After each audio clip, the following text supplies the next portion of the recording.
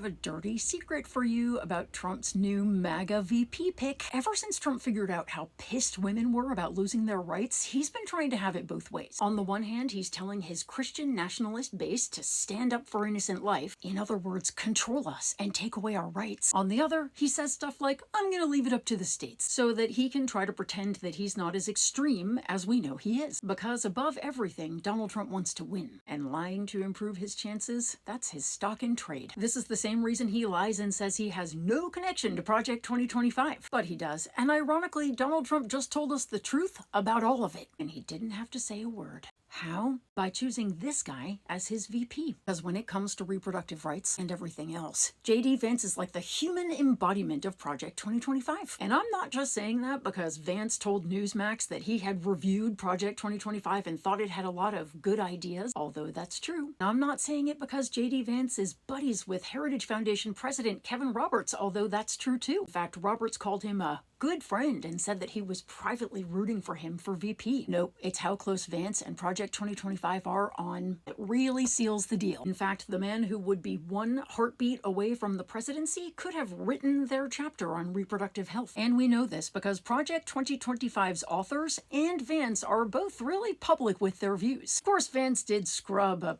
certain section of his website the second he got the VP nod. That's okay. We have a screenshot. It talks about Vance's 100% pro-life views about protecting the unborn. It also said, and I quote, "The historic Dobbs decision puts this new era of society into motion, one that prioritizes family and the sanctity of life." That one line alone echoes 3 sections of Project 2025. The section on pages 454 and 455 where it talks about the role of government in prioritizing traditional families, the section on page 489 about the life agenda, and the section on page 6 that says the Dobbs decision is just the beginning. That section goes on to say, conservatives in the states and in Washington, including the next conservative administration, should push as hard as possible to protect the unborn in every jurisdiction in America. Vance, of course, said just in 2022 that he favors a national ban. Finally, Vance and Project 2025 both support using the Comstock Act to get rid of all federally. It's on page 562 here, and Vance advocated for it in 2023. Have I made my point? Trump can say anything he wants about leaving it to the states, but who he's really leaving it to is his second in command. And that guy, he's coming for all of it.